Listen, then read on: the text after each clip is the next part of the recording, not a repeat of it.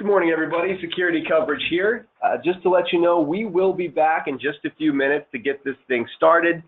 We have 2 minutes till the top of the hour. You can expect us back at about 10:02, 10:03, just to give a few extra minutes for everybody to join and get settled in. Thank you. We'll be back in just a sec.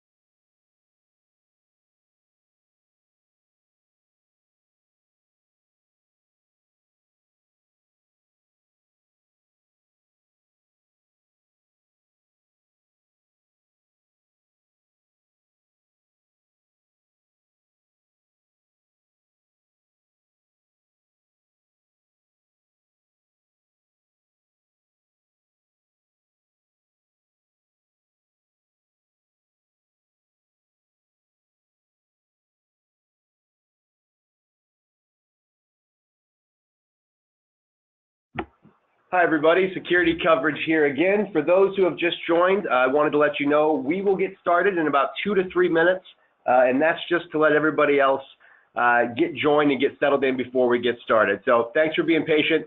We'll be back in just a sec. Thanks.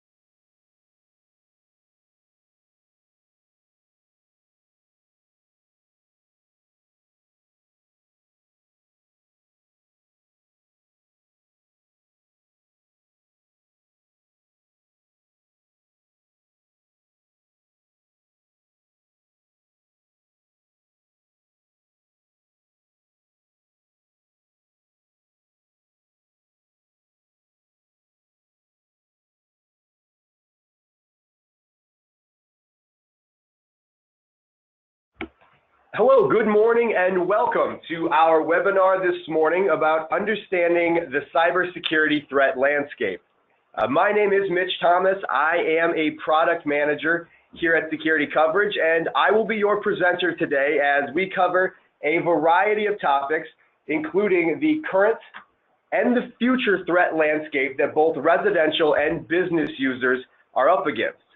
This will then lead us on into best practices and preventable measures that shows you how you can build a multi-layered solution that uses the combination of both humans and technology.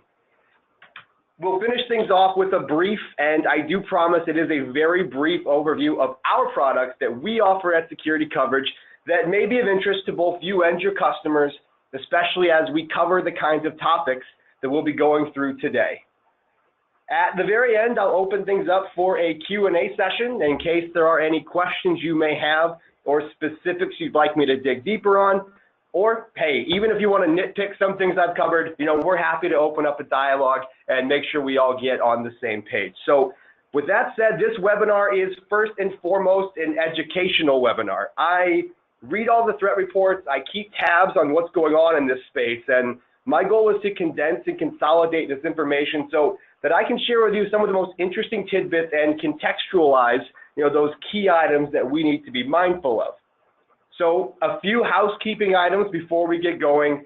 Because of the number of folks joining us here today, we do have everyone muted so as to limit crosstalk and background noise. So go ahead and use the questions panel in your console to send over anything you may have. And for those who would like a copy of this to review or share with others on your team, we'll be recording today's webinar and we'll send it out along with the deck to everybody later today. So with that out of the way, let's get started. Before we know where we're going, we have to first understand where we are. So you're live and you're on the internet, so I don't think I'm breaking any new ground in this section with the types of threats that I'll be covering, but there are some key trends and things to understand about the type of threats that we're being faced with this very second. As you can see on screen, overall attack activity across all different types of vectors was up 10% in 2017 according to Sophos. So what this means to me is that with emerging technology and new ways to connect all facets of your life to the internet, 2017 was, and maybe not surprisingly, the most dangerous year we've ever had when it comes to protecting ourselves from online threats. Sophos also analyzed over 1 billion web requests per day, and it found that 1 in 13 of these requests led to some type of malicious activity. And to further expand on that, there was a recent study that found that 25% of all URLs tracked in 2017 were marked as malicious, suspicious, or at the very least, moderately risky. And the scary thing, it could have even been worse. Sophos found that there was a 13% increase in reported vulnerabilities. And remember, that's only the reported number, so it's actually even a little bit higher than that. And what that does, it lets us know no matter how fast that we patch and adapt, new threats are continuing to make themselves known, not just to us, but more importantly, to cyber criminals. So this leads us, of course, into probably the most well-known of all the attack vectors, malware. So malware was really the genesis of the modern cybersecurity attack, and it's been in existence as long as we've had computers. The malware spectrum is wide, and while it can be used in harmless ways, like as a prank or simple experimentation, it's evolved into something incredibly dangerous. As today we, it's evolved into something incredibly dangerous. Today, different types of cybercrime, they're leveraging, malware like spyware, adware, viruses, and worms that attack individuals and businesses to steal personal and financial information. So while malware is the cagey veteran of the cybersecurity space, it's been around for a long time, but 2017 showed that it continued to be incredibly effective. While it is true that there were fewer malware attacks that were successful in 2017, it was not for a lack of effort. There was actually an explosion in the different types of variants industry-wide. A study found that 93% of malware seen in 2017 was unique, which means that it's very difficult to stay on top of known threats. All it takes is a slight modification to that malware code, and it then might be able to bypass antivirus programs whose definitions aren't updated regularly. And it's not just a matter of being unique either.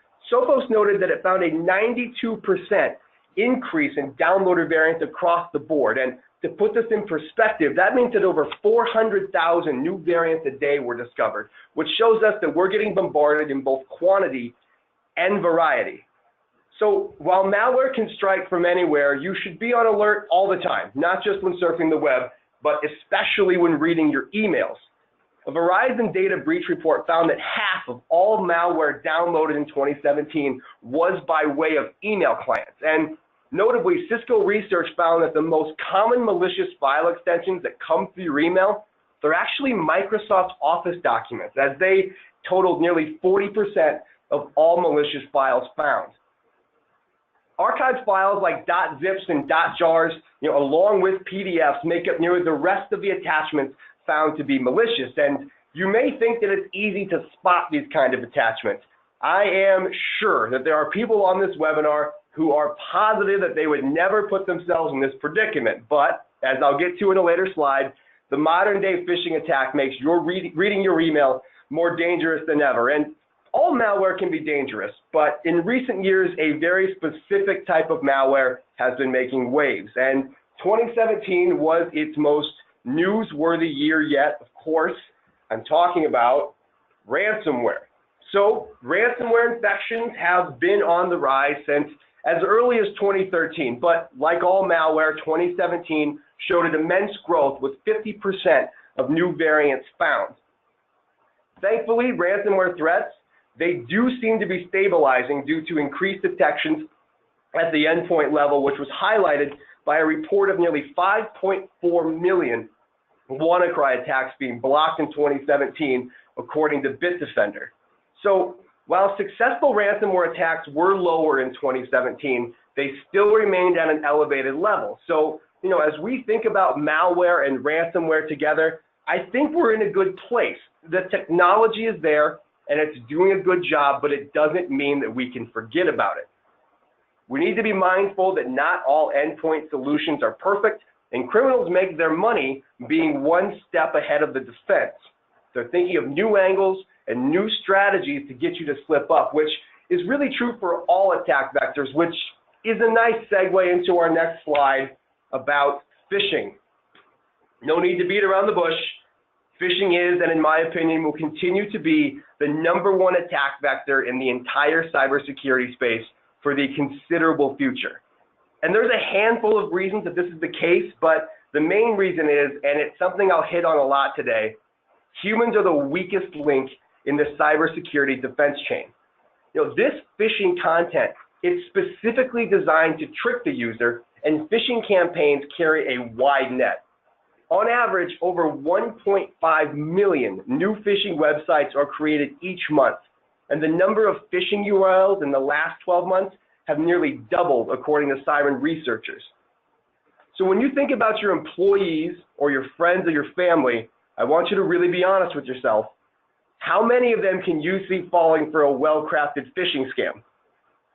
In some cases, if you're like me, you might admit it might not even take a well-crafted one, but no matter how you answered that question, the truth is nearly 1/3 of all IT managers reported some type of breach in 2017 that was caused directly by phishing. The fact of the matter, phishing works, and it's not going away. There's a huge return on investment for attackers because the barriers of entry to launch a phishing campaign are so low right now. It doesn't take a technical wizard to be able to deploy an attack these days. So when you pair the low bar of entry with the fact that phishing's primary distribution channel is email, and in our society, email is the easiest and most reliable way to reach a person directly, those two things tell us why this attack vector is so attractive to those who are in cybercrime. According to Verizon's 2018 breach report, 78% of people don't click on a single phishing link all year, which is great. Congratulations, but it only sounds nice until you remember that that means 22% of people do. Your network is only as strong as its weakest link, and in 2018, we still have a lot of work to do to shore up our weaknesses. And phishing is increasing in both overall volume as well as in significant targeted attacks that leverage, among other things, botnet campaigns. So I think of all the things I've spoken to so far, botnets probably is the first one that may have some folks scratching their heads. What exactly is a botnet? Why should you care?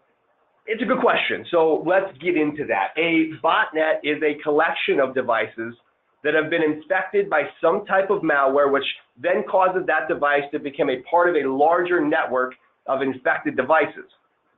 Now, what happens is then these infected devices are now all controlled by one single attacker or group. It's the evolution of malware attacks. You can do damage infecting one device, sure, but infecting a lot of them and tying them together to craft an army has opened up new doors and endless possibilities for future attacks. The goal of creating a botnet is very simple. Infect as many devices as possible, and then these infected devices can then be harvested for their computing power or their resources to begin to automate tasks that usually happen right under the nose of their victims. And oftentimes, those who have had their devices infected and then included in a botnet, they're not even aware that it's happened. And it's smart, because for a cyber criminal, rather than wreaking havoc on that one device and giving it up that something's wrong, instead they take over only just a fragment of that machine's processes, and it's usually a background process so as not to tip off the user. So using a fraction of one device's computing power is not going to get you very far, but if you have a lot of devices added into the botnet, that's now a powerful tool that you can do your bidding. You may be asking, so what? Someone stealing 1% of my computing power actually seems like a pretty good alternative to getting hit with ransomware. Well, one thing to remember, botnets were responsible for over 43,000 breaches that involved the use of customer credentials stolen from infected botnet clients, according to Verizon. So I want you to think about botnet prevention like recycling. It's important to do your part. By putting your devices at risk by using insecure password authentication or engaging in risky online behavior, it makes the online world less safe, not just for you, but for everyone. And at this point, we're actually going to open up and see if there's any questions that we can answer. This is a good opportunity for me to stop talking and get a drink of water. So if you guys have any questions that you'd like to see answered about that first section, go ahead and send them in. We'll take about 30 seconds to a minute and see if we have anything that you guys want to see answered.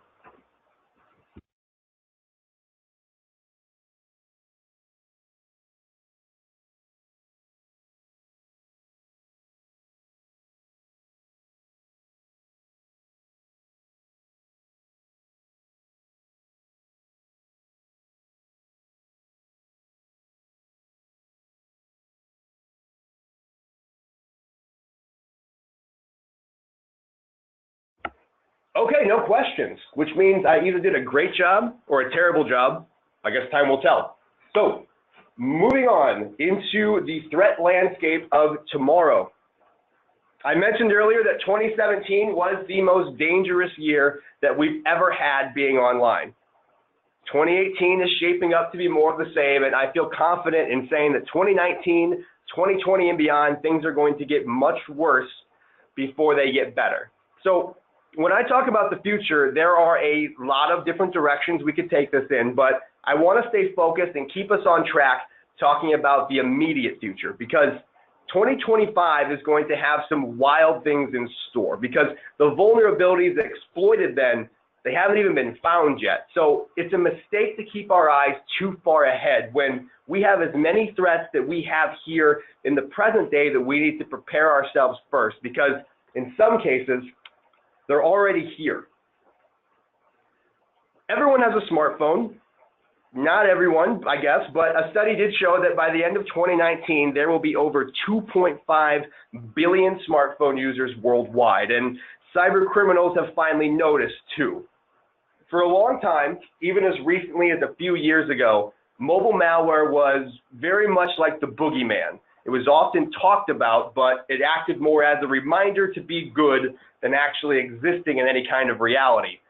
That is unfortunately no longer the case, and that's something that we need to now defend against accordingly. In general, your mobile devices aren't as secure as computers. The types of security measures that are used for workstations and servers generally aren't the same for mobile devices, but that doesn't stop people from using their mobile devices as extensions of their computers. People pay bills, they check their bank statements, and they do a lot of things that access sensitive information. And don't get me wrong, I do it too, but it's something that we need to be mindful of, as it's putting all of us at a greater risk for data theft and other problems that stem from our carelessness. New mobile malware variants increased by 54% in 2017, and a lot of this malware comes from the types of apps that we choose to download. Webroot analyzed over 60 million apps and found that 32% of them were found to be malicious. Quick math tells me that 32% of 60 million is a lot of apps that we need to be careful of out there. So now, while it is true that when you download an app from the official Google Play Store or the iOS App Store, Generally, they're going to be pretty safe, but there are exceptions. Things sneak through. Oftentimes, it ends up being a third-party app that tries to capitalize on other popular social media apps. So, for example, there are apps out there that will claim to tell you who's looked at your Facebook profile, who's unfollowed you on Instagram, or even, yes, who's swiped right on you in a dating app. But we need to be mindful of third-party apps that capitalize off the success of others. I want you to remember, when you download a free app from the store, if you're not paying for it, who's the product? Most likely it's you. Another thing to consider is this new trend of apps that are called grayware, which means that they're not malicious in the way that we usually think, but they can still be worrisome. And a lot of it is just because they don't do a good job of protecting your data. For example, Sophos found that 65% of grayware apps leaked the device's phone number at minimum. And there was a 20% increase in grayware apps in 2017. And that number, believe me, that number is still on the rise. It's not just apps either. We need to be careful when connecting to public or insecure Wi-Fi networks that have open pass-through authentication protocols or things like that, because this makes us susceptible to man-in-the-middle attacks or even traffic sniffers. Mobile devices also open us up to a brand new world of phishing that's, through text messaging and voicemail phishing. I think all of us here have probably gotten the robocalls about winning a free cruise vacation or needing to update your car's warranty insurance. And this is really just the tip of the iceberg for understanding this new era of the modern phishing attack. Phishing has now evolved past the Nigerian prince email that asks us for money. We've all caught on to that, but the modern phishing attack is much more sophisticated, and social engineering is the straw that stirs that drink. A very recent example of this happened just a few weeks ago. A bug on a website from LifeLock, an identity theft protection firm, ironically, exposed millions of customers' emails to the public. So while no credit card numbers or social security numbers were leaked, it doesn't mean that it's not a big deal. An attacker now has two crucial pieces of information. One, a person's email address, and two, the knowledge that this person is a customer of LifeLock. Knowing these two bits of information, you can now craft a pretty convincing attack by simply spoofing the sender of the email, posing as LifeLock and attempting to fool customers into giving up sensitive information. If the Nigerian prince asks for your social security number, you're probably going to say, no thank you, that's fake. But what if your identity theft protection company asks you to confirm the same thing? It's a little bit trickier. And this opens the door for extremely specific attacks like spear phishing, which means that it targets specific individuals and are individually tailored for that person. And even more so, in that same vein, there's things called whale phishing, which is pretty much the same as spear phishing, but rather than attacking just any individual, they're going after high-profile targets. CEOs of companies, other rich people, things like that. They're going after the top of the food chain. And they do that because attackers prey on our mistakes. Because no one can be 100% alert at all times, which is why things like domain squatting are becoming more common. And domain squatting is when a person has registered or created a web domain in bad faith. And what they're trying to do is attempt to profit from the goodwill of an existing trademark that belongs to somebody else. So for example, how many of us have accidentally typed in an extra O when going to google.com? All of us, right? We all make typos. It happens. So for this reason, I do appreciate the fact that Google actually went out and purchased that domain with 3 O's so that it now redirects back to the normal google.com and prevents people from getting lured into phishing scams because of a simple typo. But remember, not every typo is so lucky. It's important to be alert, and if something looks out of place, that's because it probably is. And just because a company is a top name brand, it doesn't mean that all communication that looks like it's from them should be trusted full stop. Apple, Chase, and PayPal were the top 3 most frequently spoofed websites last year, and they accounted for, if you can believe it, over half of all total phishing URLs.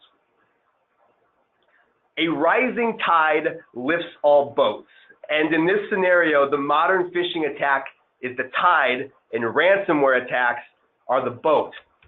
93% of all phishing emails involve some type of ransomware, according to the IBM Cybersecurity Index, which means as much as we would like to put it in our rear view, ransomware isn't going away, it's staying put. Yes, endpoint solutions are helping us stabilize our protection and our defenses, but it hasn't deterred ransomware attackers from trying to kick down that door.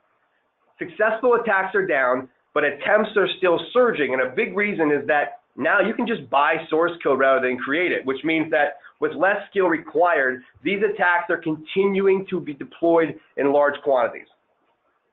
A Bitdefender survey showed that 78% of security professionals expect an increase in attack frequency over the next 12 months, and as you can imagine, I am among that group of people who think the same. So a good way to frame this is that the future of ransomware, it isn't necessarily new variants, but it's how that ransomware is being deployed. So for example, along with the phishing attacks described earlier, a new trend being used is to hijack software updates that then gives attackers an entry point for compromising even the most well-protected of targets. Users trust what they know, but unfortunately the things that you're familiar with can be what leads to an infection. And I hear a lot that maybe a person isn't concerned because they never click on anything suspicious. And while doubtful, that may be true. You're putting a lot of trust in third-party programs, though, that you allow on your computer, even if you're 100% safe all the time. An example of this was a type of popular accounting software called MEDOC that's used in the Ukraine, and it was used to spread ransomware across numerous corporate networks. What happened was an attacker had compromised their update servers and pushed out a malicious software update to all the customers of the program.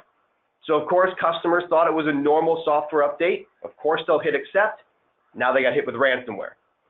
So that's just an example that, because of increased protection, rather than give up, attackers are doubling down on their attack frequency and they're starting to get more creative. And that creativity doesn't just stop with ransomware. There's a new kid on the block and he's not here just to steal your data. He's here to steal your computer's processing power to make himself money. Of course, I'm talking about cryptocurrency mining and cryptojacking. So first, let's make sure we all understand what this is, because I think more than any other thing over the last 12 months, I get the most questions about what this is. So let's take a second to break it down in plain English. Cryptocurrency is a form of digital money that's designed to be both secure and anonymous. And the process of mining these cryptocurrencies is that people compete against others to solve complicated mathematical equations that use special programs paired with computing power. The more computing power you have, the better chance you can complete the task before others and be the first to complete the task. Voila, you get a reward. So I'll stop there because to explain the ins and outs could take the entire hour by itself, but that's the key information that you need to know for this section. So like I said, being successful at crypto mining requires a ton of computing power. So it's generally not useful to use just one normal everyday computer. So one way to boost your computing power is to harvest and borrow processing power from another machine and combine it with yours. And an even better way is to harvest processing power from a lot of other people's machines. I think you may have an idea of where this is going, because as I had mentioned earlier with botnets, while one machine's resources may not make much of a dent, if you have many, well, now you're in business. And keep in mind, the drawback of using your device for mining is that the impact on your device, it's going to drastically slow it down. It's going to overheat the batteries and overall use a ton of energy. And one last thing, mining is not illegal. A lot of people are choosing to voluntarily have these files and scripts run on their computer as payment for accessing a site or a way to bypass online advertisements. But where we run into problems, though, and where it becomes a threat is that, like most things, this is now turned into a business that's called, among other things, cryptojacking. And this is where cybercriminals attempt to line their own pockets with money by using the computing power from machines without that user's knowledge or consent. Cryptojacking is on the rise for a lot of reasons, one of which is that a lot of cybercrime that was focused on ransomware to generate revenue is now starting to explore other opportunities to diversify. And cryptojacking, even more so than ransomware, has an extremely low barrier of entry. Only a few lines of code are really all that you need to get going. So along with that, cryptojacking can be carried out, and is most commonly carried out through browsers, which means that even the most fully patched machines are potential victims. Because of this, recent studies show that cryptojacking was found to have had an 8,500% increase on endpoint machines, according to Bitdefender. Now, the value spike of cryptocurrencies late in 2017 made this venture a true cash cow. And while the prices of those cryptocurrencies have gone down considerably since then, it's still valuable. For example, one Bitcoin, it's still worth thousands of dollars. And the reason that we need to be concerned with all of this is that Bitdefender also found there was more than 50,000 legitimate websites that were found with various cryptojacking scripts. Some legally, yes, but many without the public's knowledge. Cryptojacking is currently outdoing ransomware in popularity, and not only do I expect this to not go away, I think the trend is going to continue to grow even more so in the next few years. So as we move into best practices, I do want to know that I see your questions. I will get to them at the very end, and mostly just because I forgot to put a question slide in here. So we'll get to it here in a little bit, I promise. So now that we've covered what's out there, it's time to shift gears. Let's talk about what we can do about it. This next section is going to cover some best practices and things that you can do to make sure that you're being proactive and protecting yourself against not only what's here now, but what's to come. Unfortunately, there's no perfect solution that's going to help you sleep at night. You need to be thinking about a multi-layered solution that actually has humans as your first line of defense. Technology can let us down. Risky files can sneak by your antivirus undetected, and there's always going to be system vulnerabilities to exploit. But end users, we're the ultimate vulnerability, and there's no patch for us. The best we can do is to get proper training and become aware of what's out there. And education and awareness, those are our shields and swords as that first line of defense. Security professionals rank user awareness and training as the most effective tactic when preventing malware and phishing attacks that lead to data breaches. Verizon studies showed that there were 53,000 data breach incidents in 2017, and by incident, I mean an event that compromised the integrity or the confidentiality of some type of sensitive material. We can't go a week without hearing about the new data breach or vulnerability that was exploited that hit some company in the news. So what I urge all of us to do is pay attention. Don't just read the headline, actually click on it, find out what happened. So there's an old saying, but it applies here. Only the fool learn from their own mistakes. The wise one learns from the mistakes of others. So when you see a security event in the news, take the time to share it with your team, to talk about it, understand where the lapse happened, and consider what type of preventative measures you could implement that would save yourself from the same thing happening to you. And I know what you're thinking, especially if you are a small business. These types of attacks in the news, they're big companies like Panera or Target or some other large conglomerate. So why would anyone come after us? Well, Verizon found that 58% of data breach victims were categorized as a small business. And the reason for that is while the reward may be less coming after you, the risk is also certainly less, which in cybercrime is just as important. So if you want your internal security to mature, you have to be defending against the types of threats in the news. You need to be diligent, be proactive, and learn. Learning is only half the battle, though. You may also want to think about some training. So whether it's your IT team or a dedicated security professional, it's recommended to test your employees by doing what hackers do. Customize your training as much as you can. Don't just send out one mass phishing blast to your entire company to see who falls for it. That's easily sniffed out, and you're not going to get true results. Or even worse, don't just have a comprehensive presentation that Bob from accounting is going to be checking his emails during. You should think about specific, individualized techniques and training that can lead to teachable moments and guidance rather than write-ups and punishments. This is important.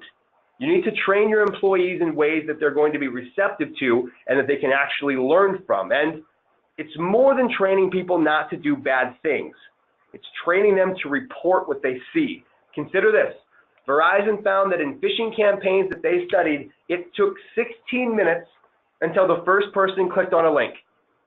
But the more troubling stat is it took nearly a half an hour before someone first reported seeing something that could be suspicious.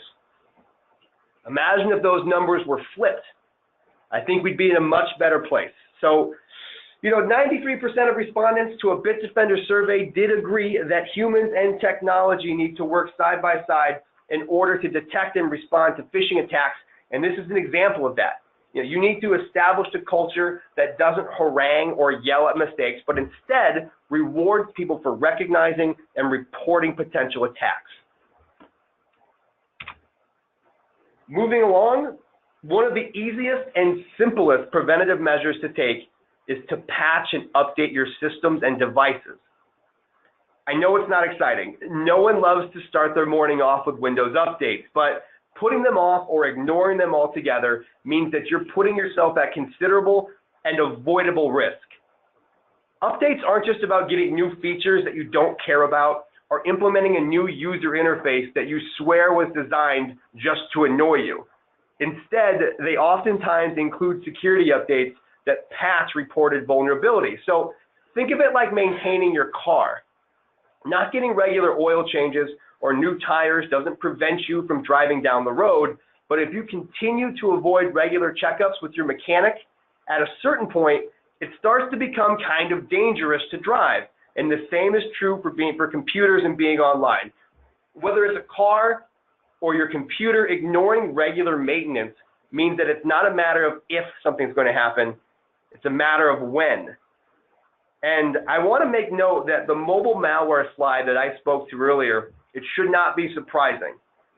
Only 20% of Android devices are running the newest major version with all the security updates that come with it. And a scant 2.3% are running the latest minor release.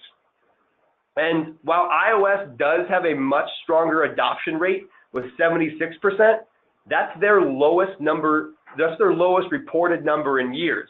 And that's a trend that's moving in a troubling direction. With iOS 12 coming out later this fall, my assumption is that the adoption rate is actually going to get closer to 60% rather than 80%. And if you're a business that's currently running an older version of Windows, go ahead, raise your hands. I can't see you. I won't judge. You're not alone. Business adoption rates of Windows 10 are still at only 30%. And Windows 7 has been found to be running only 50% of the time. So while it is true that Windows 7 still receives regular security updates, here's some food for thought. There was a study that was published that found that while only 15% of total files determined to be malware were found on systems running Windows 10, a whopping 63% of those same files were seen on machines running Windows 7. So I understand for a business that the operational cost of updating your systems can be a burden, but this can be a true pay now or pay later situation. The average cost of a data breach for small businesses is on the low end $36,000. If you're a larger company, you're looking at costs even more exorbitant than that. I know that people like to play the lottery, but as a business, you need to ask yourself, is this the kind of gamble that you're willing to make? So bad news. Let's just imagine that you've just had a data breach. Well, here's some worse news. Poor password management is going to turn this potential headache into a full-blown migraine.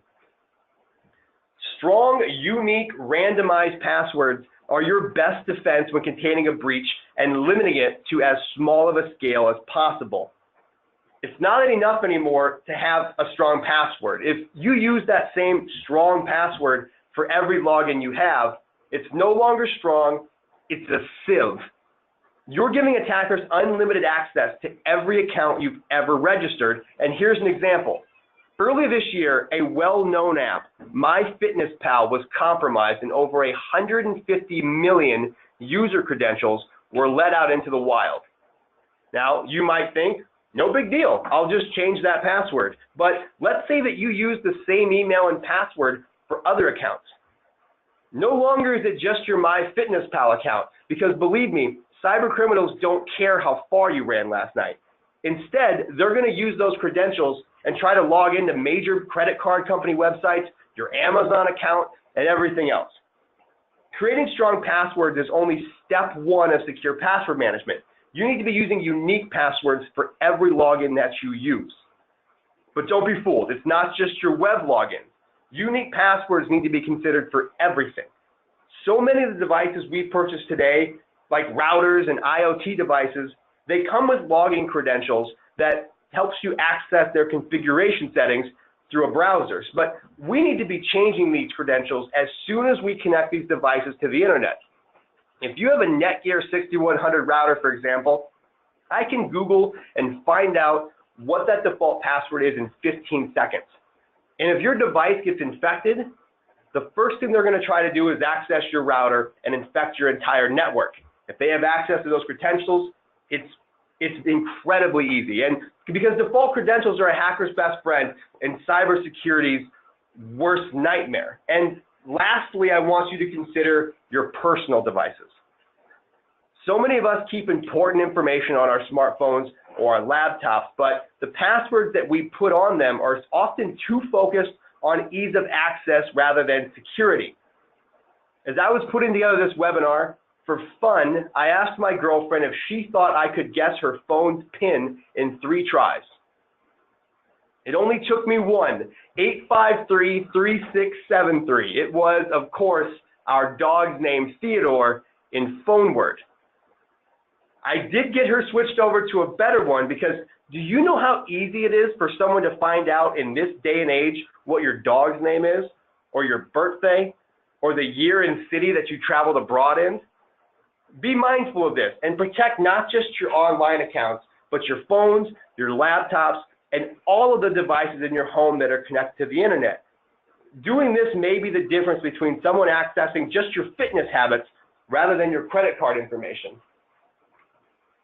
And you know, I know this sounds like a pain, especially if you're the type of person who, like me, has a hard time remembering simple passwords, but finally some good news. The U.S. National Institute of Standards and Technology recently changed their guidelines and now recommends that you can safely use password manager programs to combat this very issue. And this is just one of the ways that technology can act as a plan B to the due to human error.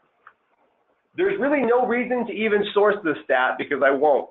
Literally every publication, threat report, or professional opinion is the same.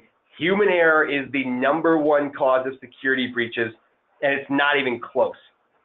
Living your life online without some type of technology as a backup or a fail-safe, it's like jumping out of an airplane without a parachute. It's your life, but you know, I would not recommend it. And some of you may have sniffed out where this was going, but yes, if you'll forgive me, it's time for our little pitch, our call to action. We feel pretty strongly here at Security Coverage that we've developed a solution that goes hand in hand with protecting and helping customers navigate the cybersecurity threat landscape. We offer a variety of different packages for both residential and business customers that help prevent, simplify, and protect yourself in the event of a disaster. Both Tech Home and Tech Office include software bundles and support for Windows, Mac, Android, and iOS. So first, our endpoint solution offers protection from malware, ransomware, phishing, and cryptojacking, and it also includes things like parental controls and a customizable firewall. Because 93% of malware is unique, our client checks in with our server and gets continuous definition updates every 10 minutes to ensure that you're protected against the latest threats in real time. If you can remember, when I talked about update hijacking earlier, the best way to defend against those type of threats are to have the type of program that's continuously updating its definition so that when something new comes through, even if it comes through a web browser or, yes, a program that sends an update file, it will block it and make sure it doesn't get on your machine. Because having an endpoint solution can give you peace of mind that while you may have a lapse in judgment, security is always watching, and it's going to alert you to any web page, file, software update, that you encounter that may be dangerous. Our mobile endpoint solution does much of the same, as it has a dedicated web browser to protect you from threats, as well as an application scanner that ensures that any app you download is scanned and verified as legitimate before it's installed on your device. Lastly, like all of our products, it comes with 24/7 support, and in the unlikely event that something were to slip by Secure and infect your machine, you can contact us and we'll remove the virus remotely and clean your computer free of charge. I briefly touched on password managers a few minutes ago, so I do want to point out we have our own solution, Password Genie, that helps you verify that all of your logins are strong and unique to protect yourself from an eventual data breach. As a reminder, there were over 2,000 confirmed data breaches in 2017. And not only does Password Genie have a password generator, it has a password strength rater that measures both the strength and uniqueness of your login, and also includes a password update reminder to let you know when it's time to update your credentials. The nice thing about a password manager program is that while it can be annoying to remember all of your different passwords that you've now generated and made unique, our browser extension does the legwork for you, saving your credentials to our client at the touch of a button and then auto-filling in your username and password right when you visit a page without you having to press a single button. More than just web logins, Password Genie includes a digital wallet that will help you store all different types of information and passwords that you come across in your life that exist out of your browser. For your protection, Password Genie includes two-factor authentication as an added layer of security that requires not just a password to log into the client, but a separate PIN code that will be sent to you separately to ensure that no one else can access your passwords except for you. And we understand in this day and age, most folks have multiple devices, so once you've created a password on one device, it will then sync to all other devices with Password Genie installed under your account. And finally, as the last line of defense, a backup program is your ultimate fail-safe in the event of data loss. 74% of security professionals say data backup and recovery is by far the most effective solution when responding to a successful ransomware attack. We hope that you never have to use this program, but FileHopper is here in case you need to restore any files that have been lost, not just because of infections, but also a potential damage to your device or theft. FileHopper is a cloud storage backup, which ensures that in the event of some type of network breach on your end, your files are then housed securely on our servers, and they're ready to be restored back to your devices when everything has been cleared up. FileHopper is a true set it and forget it program. We allow you to select files by common categories or customized directories, but it also checks in every 30 minutes for new or modified files to add to your existing backup set. Along with this, because of ransomware and types of threats like that, we have version-controlled backups, which ensure that you can restore an original file if it's been overwritten by mistake or modified maliciously by ransomware or something of similar ilk. So that is our presentation today. Thank you for sticking around and listening to me ramble on for about 45 minutes. I certainly appreciate it, but now is the time that we'll open things back up for questions. So feel free to send in anything on your mind, and we'll get to as many as possible in the time that we have allotted for. While we're answering questions, I do want to point out, as you can see on the screen, we are offering a one-time promotional code just for the attendees of this webinar. If any of our solutions interest you in any way, please contact us at the email and phone number listed on screen. And be sure to mention this promo code to take advantage of the offers that we're giving out as a thank you for taking the time and being here today. So again, thank you very much. Let's get to some questions.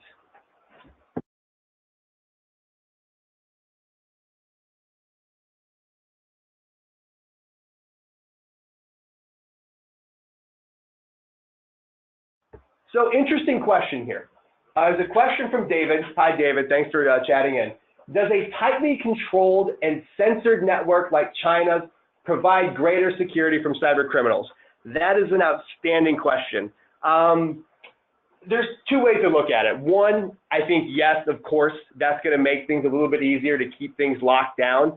But I mean, what the cost that you're giving up to do that, I'm not sure if that's worth it. But to keep in mind, people are always going to try to find ways around it, whether it's through a VPN to get out of China's network, or just going to places you shouldn't go to try to overcome censorship. You can get yourself into hot water. Because again, like I mentioned, humans are dumb, and I include myself in that. We're going to do dumb things, I promise, and I am sure they will in China. I am actually going to look into this because I would love to get some numbers on the types of statistics that happen, not just in America, but in places like that.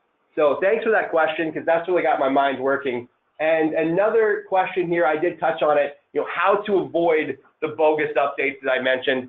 And like I said, that's an endpoint solution is paramount to that. That's really the only way, because otherwise, either you can choose never to download a program or never get an update, because there's no way that you're going to be able to tell. So an endpoint solution, whether it's ours or somebody else's, you need to make sure you have one that gets consistent virus definition updates to make sure that what they're seeing, it can detect it as malicious. So hopefully that makes sense. I know I can't hear you, so hopefully you do think it makes sense. So, all right, any other questions, anybody? We will stick around for at least 5 minutes, but definitely 10. If there's anything else you'd like to discuss, go ahead and send it over.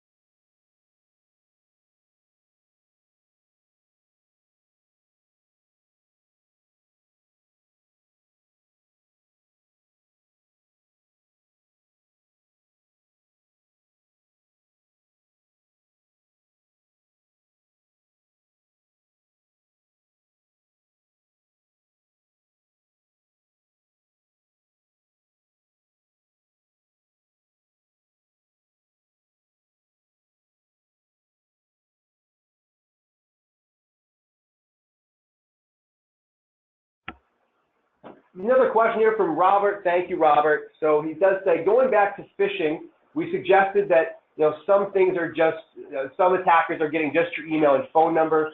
Are these what is triggering the unwanted calls and then voice recording? I can pretty much promise you that's the case. And that's really the problem with it, is when your phone number or email gets released, you don't know it. I don't know. I'm sure my phone number's out there. And at this day, there's no more phone books, so I think when your device gets leaked, someone goes out and then they purchase a mass spreadsheet of phone numbers from grayware apps or things like that. And that's definitely what's happening when you get put on those lists. Another question here. Hi, Hector, how are you? Will this presentation be available? Yeah, you bet. We are going to send out the deck and a recording later today, hopefully, and we will get that sent out to you guys. So if you want to share that or review it with anybody in your team, you'll be able to then.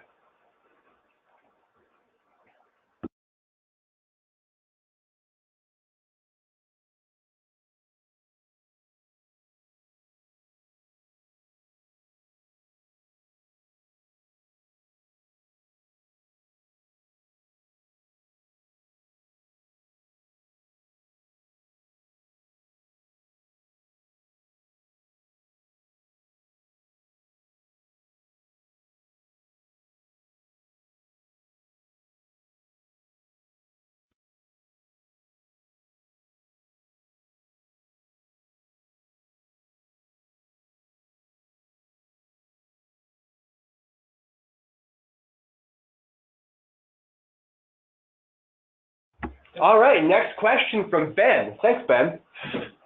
Should you pay ransomware? It's a very interesting question. In no way do I feel like I'm the best authority to speak on this. but I'm never going to recommend that you should pay ransomware, and here's why. There are many cases and instances where somebody just pays the $300 fine and they get their files back and everything's great. But there are also just as many cases of people paying that money and nothing ever happening. There was actually a case late last year, where it wasn't even malicious on their end. The attackers just forgot to add multiple payment options. So everybody who paid came into the same Bitcoin wallet. So they had no idea who paid and who didn't. So just nobody got their files back. Because remember, when this stuff happens, you're dealing with pirates. So there's no guarantee that things are going to happen. If you're the type of person who has $300 sitting around and you don't care, sure, go ahead and try it. But I really would be very careful and very mindful of paying that. That's where I say a backup solution is your best bet, because and even if they do give your files back, there's no guarantee that they're not going to come for you again and try to make you pay it a second time. So it really is a case-by-case instance, but I would advise you to use a lot of caution for that. And as we were talking, another question came in actually about botnets and what's the best way to prevent botnet attacks. Great question. It's actually very simple. I spoke to a lot of it in the webinar, but there was one other thing. So first, password authentication protocols. Just making sure that you have everything locked down away from default credentials, especially the recent trend is with IoT devices, even more than mobile devices. They are so insecure, it's not even funny. So at the very least, you need to be changing those credentials, and otherwise they're easily taken over, and they can do that. Others would be the segmentation of your network. So this is something that I have a friend who does this. I don't, because I don't have enough devices, but what he does is all of his risky devices, quote unquote, he puts them on a separate Wi-Fi network and he segments them from his important devices. So if those devices get infected, it's not on the same network as his computer. So I would suggest that if you do go into that route and start getting IoT devices and things that are pretty risky, you may want to set up a second Wi-Fi network just for those to be on by themselves. So next question, how should you pay for the ransomware? I'll reiterate, I wouldn't, but that question is obviously not with a credit card. So what usually happens is they ask you to pay in Bitcoin, and from there it's really up to their discretion. They're going to give you, whether it's you use a PayPal or whatever thing. A lot of times it just depends on them and how they want that money to get going. A lot of times it may not be credit card because they know there'll be so many of these chargebacks, a credit company won't honor them. So it's really up to the attacker's discretion, but again, I'm not going to recommend that you pay it. Now you may disagree, and that's fine, but that's just my opinion. So, but good question, though. Thanks for asking it.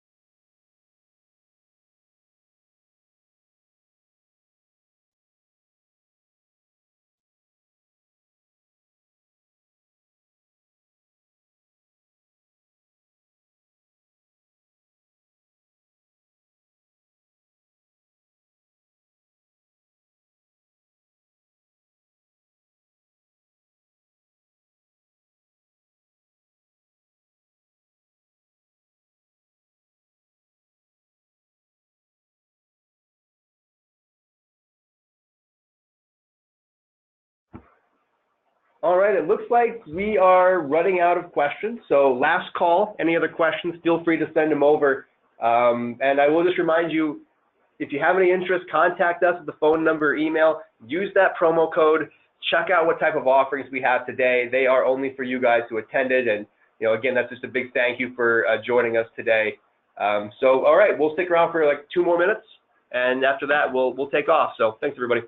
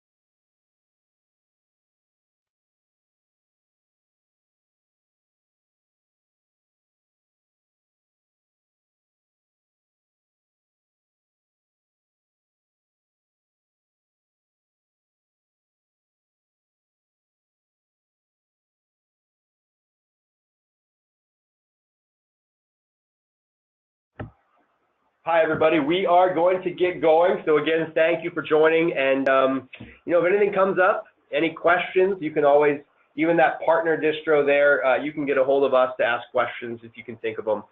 So again, thanks for joining us today. We're going to get going. Have a great rest of your day. Take care.